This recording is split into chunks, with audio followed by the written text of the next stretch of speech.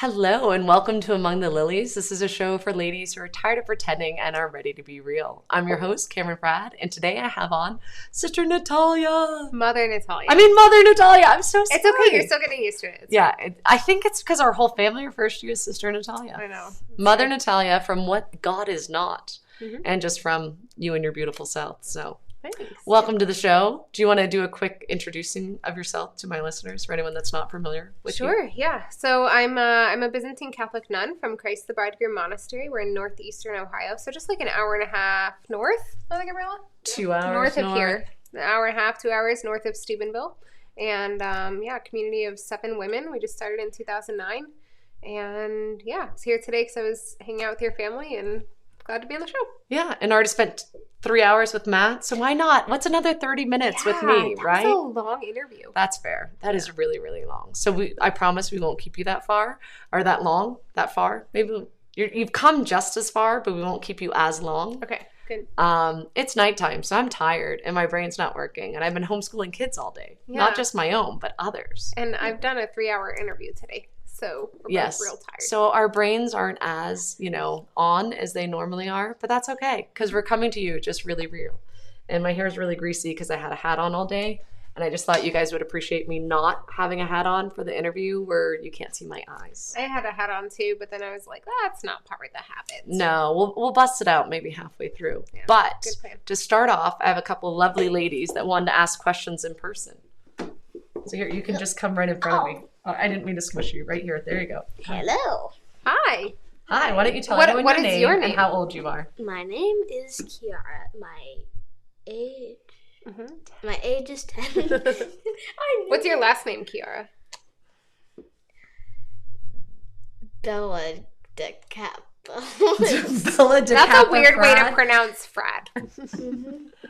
Very good. And would you like to introduce yourself? Hi, my name is Katie. Katie, and how old are you? 8. 8. Do either of you have a question for Mother Yes. Natalia? My friend Katie was, she wants to be a nun. So, any questions? No, you tell us any suggestions. Any Like advice, maybe? Well, I would say start learning how to pray now and practice living in community. Like if you're a nun, you're going to live in community with a lot of other people. And so you can start by learning to love the community that you're with now, as in your family, and love them well. And that'll be good practice for being a nun. So Very good. Thank you so much. Did you have another question, or you? Yes. You were wearing this shirt yesterday. That's not a question. That's a statement, but it's true. I had this shirt on yesterday, and I'm wearing it again today. I have a question for Cameron. Do you feel I'm sorry. like Also, weren't feel you like- wearing the same habit yesterday and for the last 100 days? so embarrassing? My question is, do you feel like children are good for your humility? Yes, children are a wonderful Yes. humility. Thank you so much. I love you. You are welcome. Try not to knock over the lights or the camera Okay. as you head out. Toodaloo, gentlemen. Thank you. Toodaloo. Toodaloo, ladies. Don't hit the camera on your way out. Yes, and be very careful with the door, and then try to shut it all the way. Yes, they saw your hand. Thank you. Bye. Love you. Bye. Bye. Yes, please close the door. Loudly, please. Yes, and I did have this shirt on yesterday. But do you know this was a gift from Our Lady? On her birthday the other day, I saw this shirt. I'm going to stand up so you can see the bottom of it. It says, I have enough plants, and there's plants, and then it said no one ever. And I really do love plants, and I just saw the plants, and it was in a free bin. We have this store in town called Sad Target. That's actually not what it's called, but it's like all the sad rejects from Target.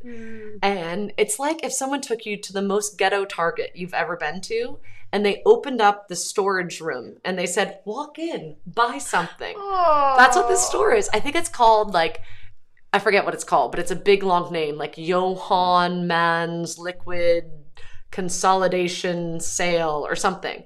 And the sign out in front of the store just says, no public restrooms. That's legit the only sign. So anyhow, I was buying stuff and I saw this in a bin and I just saw the plants and I was like, oh, I love plants. And I pulled it out and it was Our Lady's birthday and it's blue And so it reminded me of Our Lady. So I feel like it was her little gift to me. It was a free shirt. That's really great. I like that a lot. Which is really fun. So just thought I'd share. And yes, I do sometimes wear the same shirt 2 days in a row.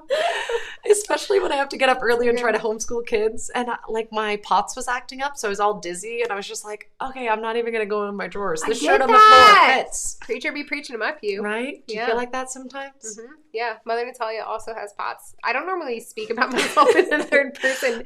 Fun fact, Mother Natalia actually was the first one to diagnose me with POTS. Her and Matt were chatting, and Matt was telling her all my symptoms, and she's like, have you ever heard of POTS disease? Because I think your wife has it. Yeah. Yeah, all of the same things, like high heart rate, you stand up, you get dizzy, you like heat affects you autoimmune things, like all of the, So we both have on fun compression socks. I don't know if These I are can mine. do that.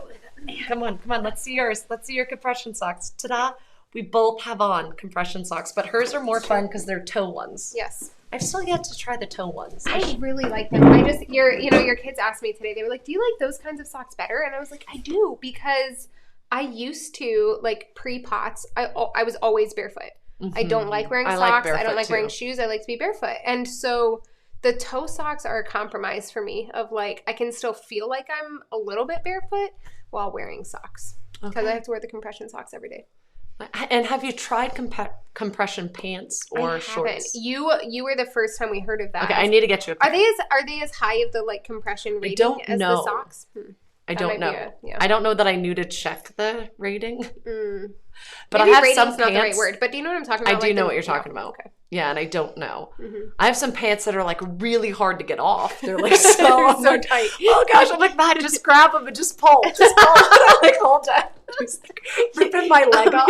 Yeah, that's a high rating. Well, no, I was gonna say that's not a luxury I have as a celibate. That's true. No, it's harder to get. I don't have it. Like Jesus isn't just gonna pull my Jesus just pull the sock off for me.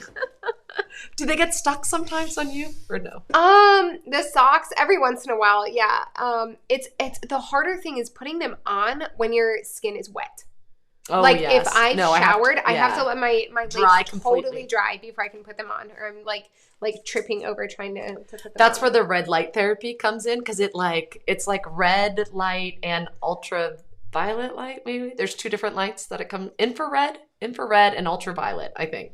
But it like dries you and warms you from the inside out. Ooh. It's weird. It's like your bones get warm first and then it comes out because it like goes through. It's something at a cellular level, so it goes through your skin. That's fun. I don't know. So I feel like since I've been doing that, I haven't had a hard time putting on the compression socks. Mm-hmm. Hello, welcome everyone. I see we have all these comments. We are going to take all of your questions too. We're just kind of chatting. Oh, yay. Lauren loves both of us. Yay. Welcome. Oh, thanks, Lauren. Yeah. You talking about that store, Sad Target, reminded me of, also this person says, if I open a store, I'm totally calling it Sad Target. That's amazing. It's a great name. Mother Gabrielle and I stopped at a grocery store today to get vegetables because the restaurant we went to didn't have vegetables. Anyways, and I asked the cashier, I literally had to ask the cashier, how do you pronounce the name of your store? What was it called, Mother Gabriella? Reesbeck's. Never heard of it. It's a grocery store here in Steubenville. Can I just say that I think you were very charitable to call McDonald's a restaurant? Do you know what's funny is I was actually just too embarrassed to like admit that we went to McDonald's, so I just said restaurant, and you just threw me under the bus. No, I didn't mean to throw you under the bus. I was complimenting you. I was like, that's so kind of you to consider them a restaurant, because I don't. No, I know. I was like, let's. They were in the middle of nowhere. In fairness to them, they didn't mean to go to McDonald's. Yeah. They had no other options. Can we just go anywhere but McDonald's? And then I was like, it's fine. I'm just gonna get a salad anyways. I'll get a salad at McDonald's. I'll get a salad at Wendy's, whatever. And we get there, and there's no salad on the menu. And so we were just like, do you have salads? And they were like, no, we haven't gotten back. Does this make children obese? Why would we sell it? We only sell things to help with the obesity population in North Salad America. Doesn't help them. No. All the thumbs up are happening right now. Yeah, everybody's loving this. I know. I'm really sorry if any of you are McDonald's employees, but if you are, you probably are also McDonald's, so it's fine. Yeah, you probably don't like it. I remember the first time. So partly it was because my kids, we raised them in Ireland. And then partly because I have so many allergies, I can't eat at fast food places anyhow. But the very first time my kids went to a restaurant with my parents and they came home and they told me all about it. They're like, Mom, we went to the best restaurant. It was so great. They had this meal and they called it a smiley meal. And they gave us crowns that we got to wear on our heads. And it was so much fun. And Burger King? It was Burger King. Yeah. It was Happy Meals, but my kids didn't know what a Happy Meal was. So they're like smiley meals. That's really cute. Yeah, wasn't that cute? They were like 4 and 5 or 5 and 6. We had someone at the monastery that like, I made this home cooked meal that took so much effort, and I don't remember what it was at this point, but like he's eating it and he was like, "This is so good. It sounds like," or he's like, "This is so good. It tastes like you bought it at the store." And I was like, thank you. Like little kids. It's like, I think they meant that as a compliment. I think he was 20. Oh, was he 20? Okay. I just assumed it was a little kid. I know. Can we answer this question? Yes, that seems do like it. a good one. Okay. The question, should I just read it out? Yes, please, because you're closer to the screen. Mother Natalia, do you have any advice for those discerning religious life with a past of mental health issues and considering a healing journey for them in this? And if there's any hope for religious life vocation in the future. So, also this person wore the same shirt, is wearing the same shirt she wore yesterday. Good job. You're in good company. Different person who asked the question. But, yeah, so mental health is, it's a really complex thing today because so many of us struggle with like various, whether it be anxiety or depression or lots of things. Like it's just so common today. And I think that actually it's not probably more common today than it was like 50 years ago. It's maybe just like more diagnosed and more talked about and more aware. There's a greater awareness for it. So I would say my first piece of advice is transparency. Like you need to be totally transparent with the community that you're discerning with, particularly not necessarily with the whole community, but particularly with the superior and with the formation directress, if there's if they have a formation directress or whatever that is. Transparency with them and with your spiritual director is the most important thing, because it's hard to speak to like individual cases if I don't know like what kind of mental health, if I don't know the history, if I don't know all of that. But to keep in mind that like the point of any vocation is to love the Lord in the way that he's asking you to love him. And so if he wants that to be through a community, through a religious life vocation, then he can make that happen, and he can work through the superiors and such. But if they don't feel like that's your calling, like it's a mutual discernment, right? Like when you're discerning with a community, it's not just your discernment, it's theirs as well. So total transparency and trusting that if they feel your mental health struggles are an impediment to discerning with their particular community, then maybe other communities, or maybe the Lord is calling you to some other vocation, be it married life or single life or whatever that is. And just trusting that like if the end goal is to love him, then he can help you do that in any vocation that you're able to enter into. Yeah. And I also think that I think it is more common now, and I don't think it's just because it's diagnosed. I think it's also like we all just went through a massive trauma over the last 2 years, maybe 3 years. Like not everyone's gone through, I think everyone's gone through some trauma in your life, but COVID was a massive trauma to all of us. And there are effects from that trauma, let alone other things. And yes, I think you're right. Like the fact that we talk more about mental, we're more aware of anxiety and other mental crosses, and it's just more open to talk about. Because I know someone who's at a Catholic university and just kind of had an episode where they ended up having to go to leave their dorm room in an ambulance. And I remember I was talking to my friend about it. I'm like, oh my goodness, are you like, that's so traumatic. And like this girl, do you think there's going to, or guy, it could be either boy or girl. I'm like, is that not something? And they're like, no, like 90% of her or his dorm mates suffer from some form of mental trauma. There's no stigma. I was like, oh, right. That's so different than when I was in college, So I think it is so much more prevalent, and learning how to work with that. And then also I think it's different between I have this thing that I'm in the middle of dealing with versus this is something in my past and I've gone through therapy for. I remember Matt and I starting to have conversations probably about 10 years ago of female orders in particular, because I think the male orders were already dealing with it, but more and more sisters, whether it was the vocations director or the mother superior, started having chats with Matt and I about like the biggest thing that we're now dealing with that we've never dealt with before are girls that are struggling with addiction to pornography. And like that just wasn't a thing. And now it is. How do we deal with this? Like, what do we do? And so us kind of talking to them and working, and then there's a huge difference between someone who's dealing with this right now and failing every day, but fighting, versus someone that's dealt with it in the past and deals with it maybe every 50 days or something, right? Yeah, because I think the thing is, like, when you enter a religious community, it's not like an escape from your weaknesses, an escape from addiction, an escape from struggle. Like, in fact, all of those things are amplified.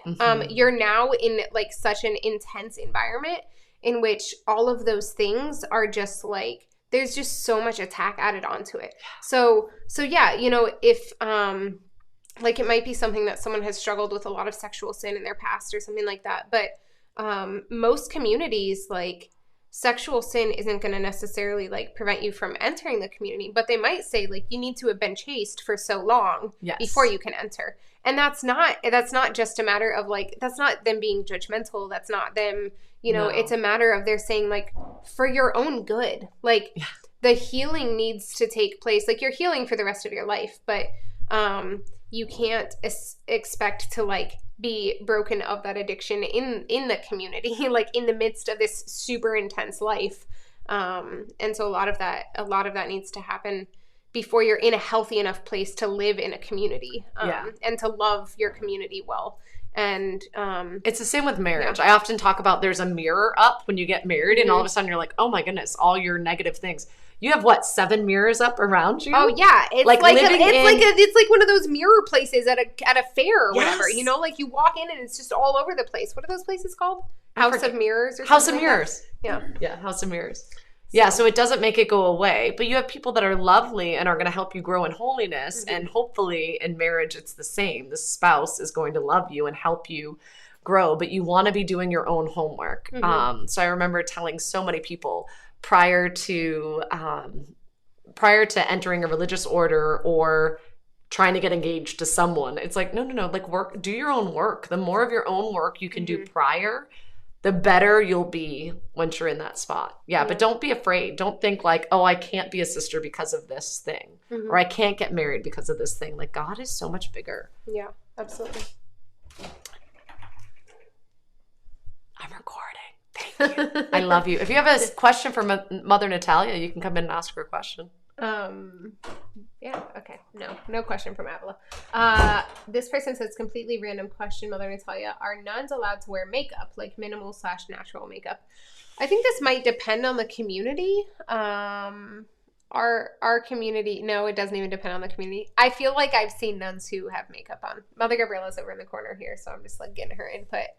None of us wear makeup. None of us. I think maybe if you're in an order that doesn't require a set habit, that it's okay. I think you're probably right. Yeah. So most habited communities, I would say, wouldn't allow makeup. I don't think I would join an order that allowed me to wear makeup. Yeah. The only exception I would maybe know of would be like if someone has like a severe like a burn thing, rosacea, or like some sort of, or like a burn. I don't know, something. Or if you're about to be on like a TV show or something, and it's like stage makeup, maybe.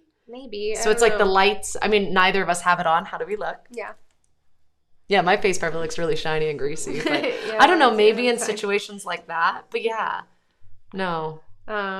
That's the short answer. No, we don't wear makeup. You know, one of the questions that we get from kids a lot is like, can you wear nail polish? And we're like, no, we don't wear nail polish. And they're like, not even clear nail polish? And we're like, no, we don't wear nail polish. If one of you struggle with like toe fungus, then could you wear clear nail polish to prevent it?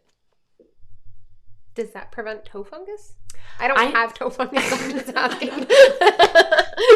Hashtag asking for a friend. I've seen guys My friend Katie wants to be a nun. Yeah, don't you love that? She wants to join your order, not me. No, she wants to be a Dominican. Oh, Dominican. Yeah, she did say Dominican. We're not Dominican. White, black, we totally different habit colors. Not that you're the opposite of, but I don't know. I feel like there's something, I don't know, maybe, I don't know. If there was a medical reason, I feel like maybe. Yeah. Case by case example. Next question. Mother Natalia, what is the abbreviation for mother? Is it MR? ? So that's interesting. So a lot of these do say MR. Some of them maybe say MT. I think MR is Mr. and MT is Mount. So we don't often abbreviate mother. We just kind of spell it out. But if we do abbreviate it, I think we typically do M period. Like just an M. Oh, okay. Yeah. But we do, I mean, I didn't even bat an eye when I saw these because most people like do say Mr. or yeah. Could you not just say mom? Mom Natalia? Yeah, just put Mom Natalia. If you want to write me a letter, write it to Mom Natalia. I feel like mom's short for mother, right? That happened. That happened with my spiritual director a couple weeks ago, Father Michael. He was, when he hung up the phone, he was like, all right, thanks, Mom, love you, and then hung up. And I sent him a message, and I was like, I'm 95% sure you just called me Mom. And he was like, I did. It was an accident. And I was like, it's weird. Maybe if you were older than him, but you're not. You're quite a bit younger. Quite a bit, yeah. Quite a bit. Mm-hmm. So I feel like maybe that could happen with like someone younger. I don't know. So someone else is asking, I lead a high school girls youth group. What advice would you give your high school self? I'm assuming these questions are for me. Yes. Oh, okay. Yeah. They're all for you. And I also love that you also have a podcast. So you've taken over this role and you're also just closer to the screen. Well, no. I think I would be in front of you to try to read it. So I'm glad you've taken over. Please. Yeah, Cameron, this is my podcast now. You can sure. You go for it. You are among the lilies. So. And what God is not. I get it. Do you get it? I understand now. There are lilies behind us. That's brilliant. I purposely did the wallpaper for that reason. So great. So what advice would you give your high school self? That's a good question. That's a really, really good question. I think that I would say to my high school self, gosh, I don't even know. I can tell you what I really struggled with in high school, which was really believing in my own beauty and I mean, this is what we all struggle with as women, right? Like believing in my own beauty and really struggling with my identity. I think the advice I would give myself in high school would have been to put my time and my energy into the relationships and the activities that had like a sustained joy with them or a sustained happiness. Because I was just trying to like do all the things and have all of the friendships and whatever that made me feel good in the moment. And all the things that like the world was saying was going to make me happy. And I was just really miserable for high school and for the first couple of years of college. So yeah, I think that came from just a lot of the choices. And that's hard to imagine like as a high schooler because it's so hard to like see that far in the future, right? It's just like you're so driven by your emotions. High school seems like everything. And even just this 1 year that you're in. Yeah. Like I remember this 1 week or this one. True. Yeah. That's true. But being a freshman, like, oh my goodness, seniors have it so easy because they're about to leave. But I'm here forever. Mm-hmm. I remember when Matt and I hit 12 years of marriage and he's like, we've been married longer than we were in school. That's crazy. You know, like first through 12th grade, you know? And he's like, we've been married longer than that. Like that's like, it's funny because I don't feel like we've been married longer than that now, but I don't feel like we were married that long. But like when I was in school, it was like, oh my goodness, it's going to be so long before I can actually leave school. Yeah, that's really crazy. I haven't thought about that. Yeah, I haven't thought about that because I've been in the monastery now for, gosh, how long is it's 2022 now? 7 years. 7 years. I'm at That's least like in longer middle than school at this point. Yeah. That's Yeah, but crazy. it's longer than like junior high and high school, which that felt forever, right? Oh yeah, absolutely. Especially high school. So, someone's thanking us for being real about toe fungus comments. That's great. I've never struggled with toe fungus either. I had athlete's foot, but not the someone's same. question is, what's the topic? Well, What topic would you like it to be? We Yeah, are we're gonna talk very about whatever you good want. at impromptu and taking on whatever topic y'all would like. it is funny that we were talking about toe fungus when I just like showed my toe socks. That is true too. So my toe No, but- socks could just be to cover up toe fungus. It could be, or it could not. Oh, question. Not though. Yes. I believe Avila, Cameron Fradd one of my has a kids, one of my kids asked me that. If you were a nun and you had a unibrow, could you pluck your unibrow? Oh. I Do feel you like know that's the answer kind to of that, Mother makeup, Gabriella? but kind of not. So it seems like yes, some You nuns could would pluck- be allowed to do that. Okay. It seems like yes. Yeah. I feel like there's a difference between I want to overly pluck and always look surprised Yeah. Versus know? like I want to have two versus eyebrows. I want to have two eyebrows. I ought to have two eyebrows. I'm just Yeah. Italian and I'm really hairy. And Yeah. maybe I just need to get rid of that little bit of the Yeah. middle. I remember a conversation I had with the nuns who like some of them got really angry with me. I didn't realize how common facial hair was on women. Especially if you have like so PCOS or Yeah. No, that's and, fair. I pluck my and lip I've never and chin like for I've real. never plucked anything Yeah. because I just Hormone don't have imbalance. facial hair and Wait I till you get older. I think it happens to some people more as they get older. okay. Other people have been like It could dealing be with them, it forever. yeah. Like I have a special little tool I use, and I've showed it on one of my podcasts before, and it's called Flawless. And it like just goes bzzz, and you go like this. And my It kids are like, works. "Are you shaving?" I'm like, "No, I'm just using my Flawless to get rid of my upper lip hair." Thank you for asking. yeah. Or I have certain kids that'll tell me, "Mom, are you trying to grow a beard like Dad?" I'm like, "No, but thank you for pointing it out. I need to go pluck my chin." And so does Dad. And so does Dad. Yeah, That's true. So I remember a couple of the nuns getting pretty upset with me when I told them that I had never plucked any sort of like facial hair, and I didn't know how common that was. But it is very There's no common. need for So you to if get any of you- upset. Or Yeah. for them to be offended. Either Yeah. way. It's Yeah. like you don't know, right? Yeah, I just didn't know. Some people are more Italian than others, and others have like hormone imbalance issues, Yeah. like PCOS. So this person That's what I believe anyhow. says, as a Byzantine Catholic, does that mean you're in communion with the Roman Catholic faith? That's a great question. That's one of the most common questions we get. So the short answer is yes, we're in communion with Rome. So the way Byzantine Catholics came about is that in 1054, give or take, it's not exactly a set date. But anyways, we call it 1054. There was what was called the Great Schism. Lots of people broke off into what is now the Orthodox Church. It's more accurate to say Catholic Church, Orthodox faith. But anyways, into the Orthodox several hundred years later, and then across the span of a few hundred years, some of those Orthodox came back into communion with Rome. And that's who the Byzantine Catholics are. So we have the most of the same, like we have the same liturgical traditions and a lot of the same spirituality and things like that of the Eastern Orthodox, but we are in communion with Rome. We're under the authority of the Pope. If a Roman Catholic were to attend a Byzantine Catholic liturgy on Sunday, that would fulfill your Sunday obligation. You're allowed to receive communion and vice versa and so on and so forth. You just have to make sure that it's Byzantine Catholic and not Eastern Orthodox. So it has to say Eastern Catholic and not Eastern Orthodox in order for it to fulfill your Sunday obligation and so on and so forth. So, yeah. Yeah, good. And most would say Orthodox, like Greek Orthodox. Right. Yes. They'd say Greek Orthodox, Russian Orthodox, etc. Ukrainian Catholic. Yeah. Yeah, exactly. But that's an interesting point that you bring up, that it would, I think that Orthodox faith makes more sense than Orthodox Church. That's true. Because they're And also Catholic just, Church, because Catholic We are means universal church, and Orthodox yeah. means right teaching. So it makes more sense to say that the faith is the right teaching. The church is universal. Mhm. But it's more often that we say Catholic faith, Orthodox Church, and it's just kind of not a great way to. A more light question, but what did you have for dinner? Peter. Taco Tuesday. Yeah, Peter and Kiara. Peter and Kiara. And Kiara made tacos for Yeah, Taco Tuesday. refried beans.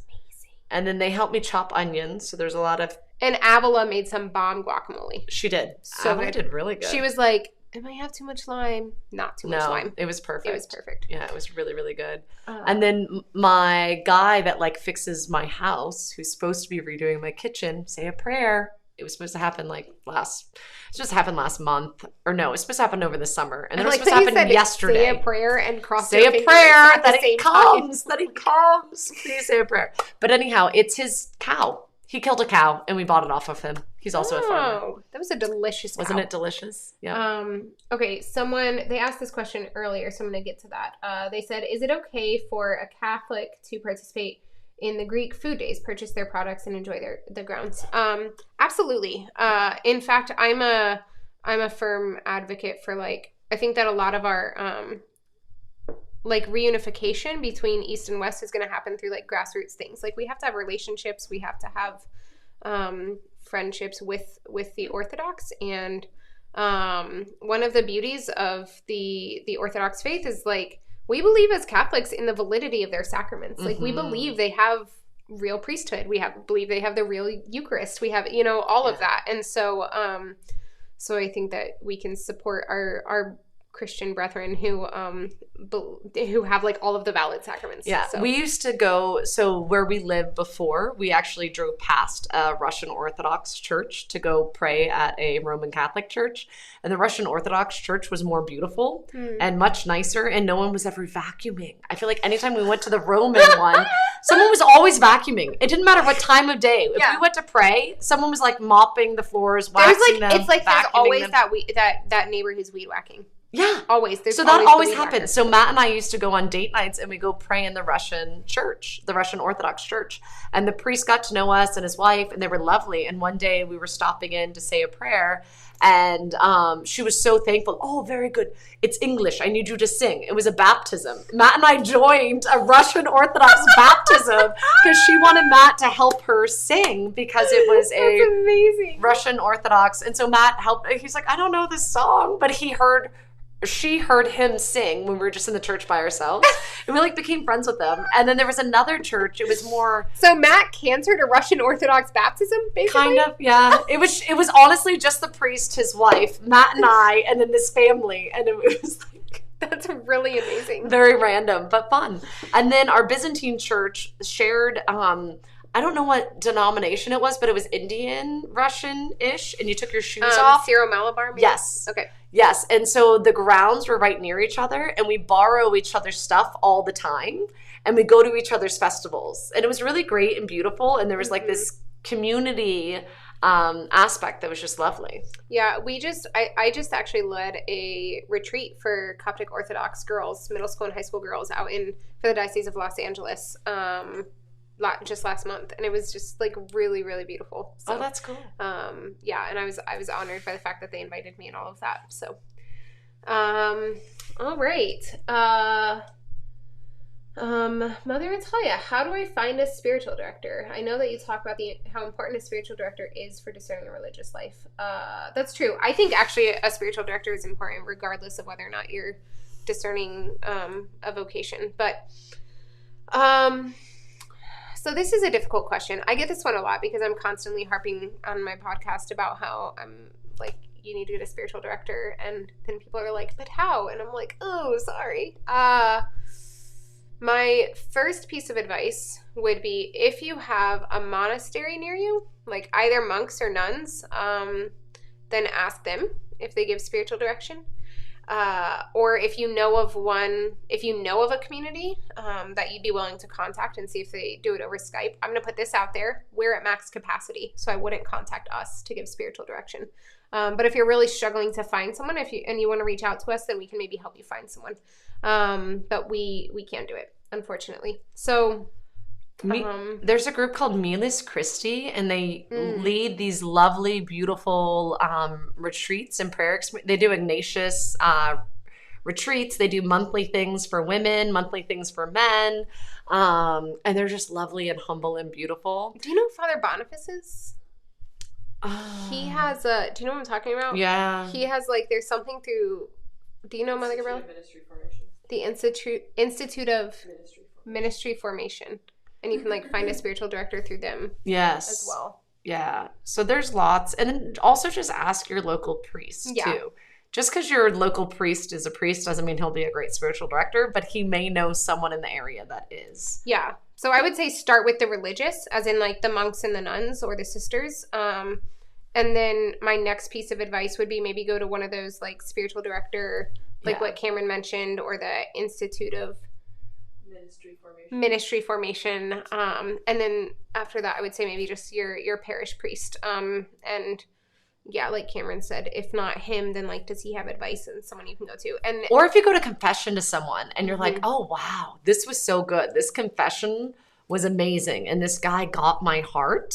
Then ask him after confession, Father, do you happen to do spiritual direction? Yeah. The other thing that I think we really that's kind of underrated is just the concept of like mentorship within even your parish community. Yeah. And because I think, you know, when I was out in Denver, I had a spiritual director, but also my pastor out there was really praying with like, you know, like the Protestants do a lot of things right, and what can we learn from them? Because certainly there are things lacking in the Catholic Church that Protestants are doing well.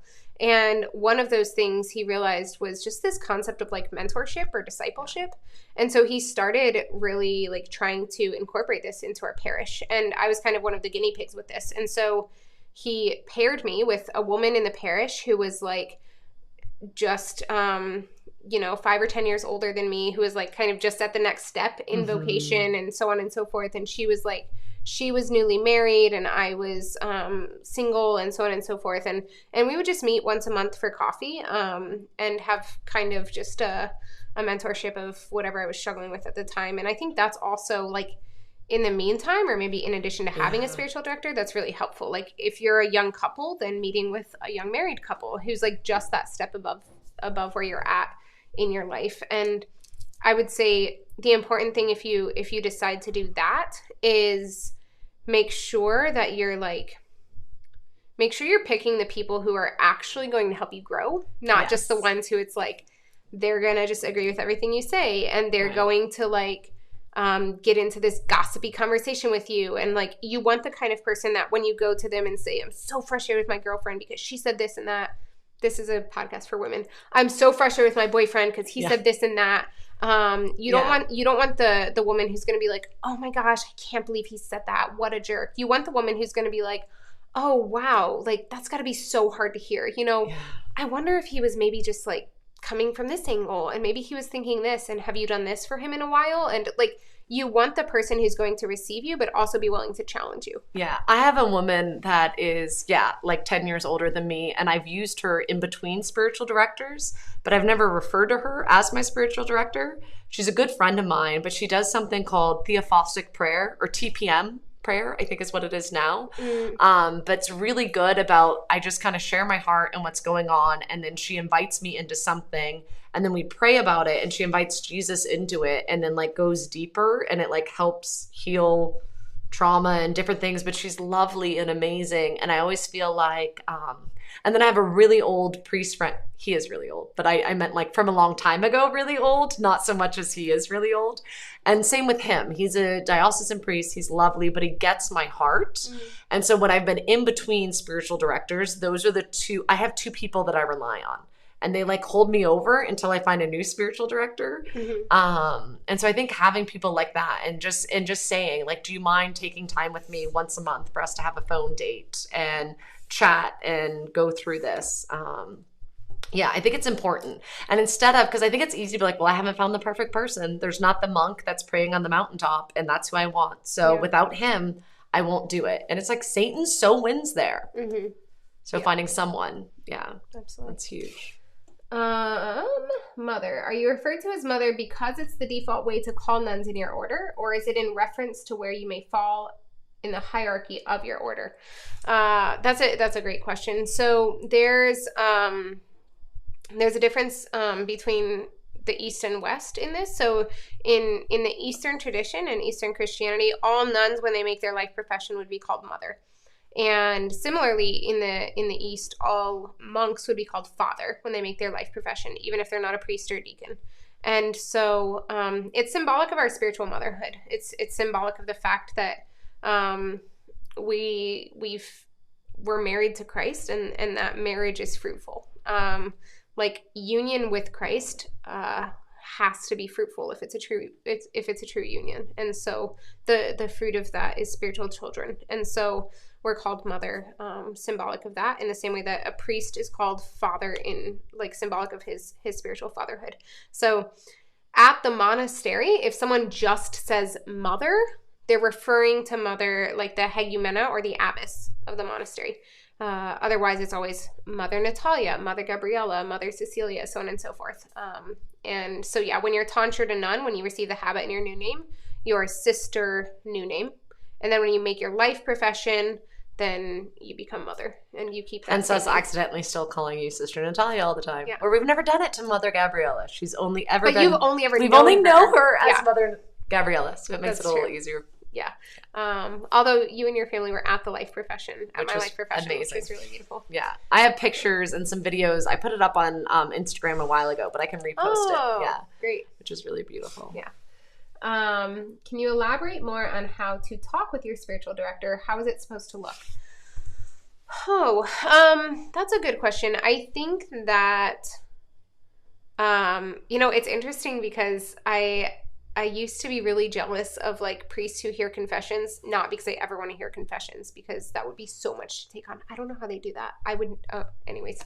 But because I'm like, you have this insider's view onto like, what are the most fruitful confessions? Like, what's the best way to go to confession? Like, my only experience of confession is when I've gone to confession. So anyways, similarly, as a spiritual mother, I now give spiritual direction. So I kind of get to see like how different people go to spiritual direction. And so I don't know. How many spiritual directees, if you will, do you have, or have you had? I have probably about 5 regular Okay, cool. directees. Yeah. Yeah. Like, And then you have others when you're on retreat or whatever, exactly. they come to you. Like when people come on retreat or something. That's a really interesting thing. Okay, so what's your insight as the director? Yeah, I don't know. I said that, but then I'm like, I don't actually know if like it's just so different for each person.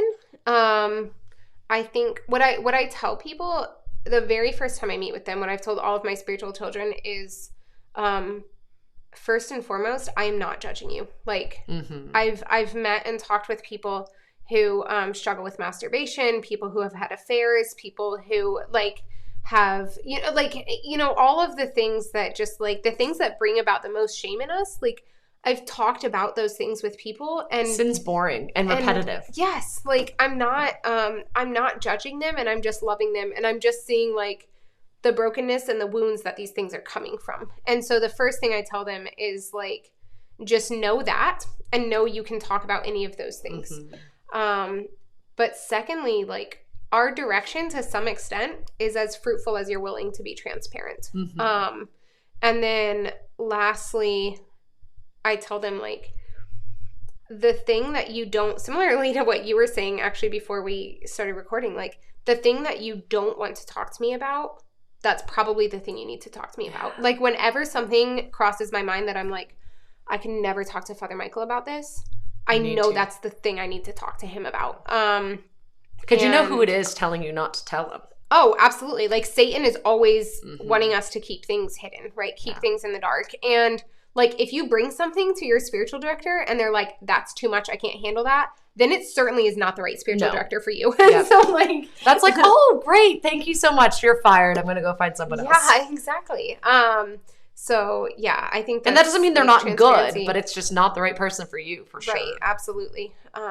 So yeah, I would say like in direction, just transparency. And typically what I ask my spiritual children is just like, what's the most on your heart right now? We touch base on also like, how's your prayer life been? How's fasting going? How are these different things? Like how's your marriage? Like we touch on the different things, but mostly I just want to talk about like whatever is most prevalent on their heart. And some of them will make lists in the month before we meet. Some of them will just like show up and be like, this is kind of what's going on this week. And it's just, whatever.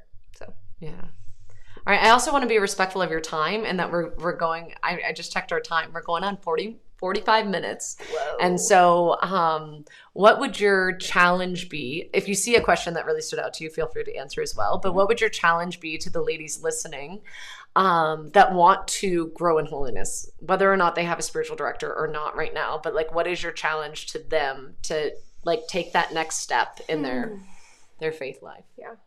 Give me a second to just ask Jesus about that.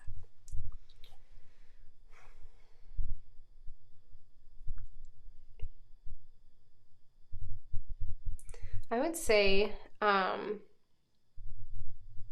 ask the Lord to show you what your place of the greatest shame is right now, and to bring that to confession or to spiritual direction. Like, to spiritual direction if you have a director, if you don't, to bring it to confession.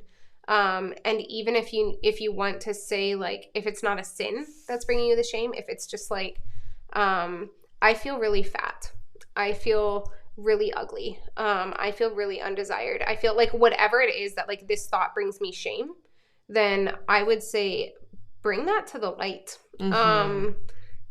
Preferably in spiritual direction, but if not that, then definitely in confession. And even if you need to say, like I said, if it's not a sin, if you need to say in confession, like, look, I know this isn't a sin, but confession, I don't know how many of you know this, but like in the catechism, confession is listed as one of the sacraments of healing. And so to bring it to confession and say, I know this isn't a sin, but I'm saying I need healing in this place, and I need the divine physician to be the one to heal it. And so I need to just say, like, this is a place of great shame. Because even if the thing isn't a sin, shame, allowing the devil to tell us that we're worth less than we are, like, that's the sin, and that's what needs healed. So I think that would be my challenge. That's huge. Yeah. And I don't know how many times I've gone to confession. I'm like, this is the biggest thing on my heart. And there has been times where I'm like, I don't think there's actually sin associated with it, but this is huge on my heart. And I need, I need healing from it. And I feel bad for it. And whether or not it fits, it probably does fit with one of the sins. And I remember like one time I was really trying to pray about,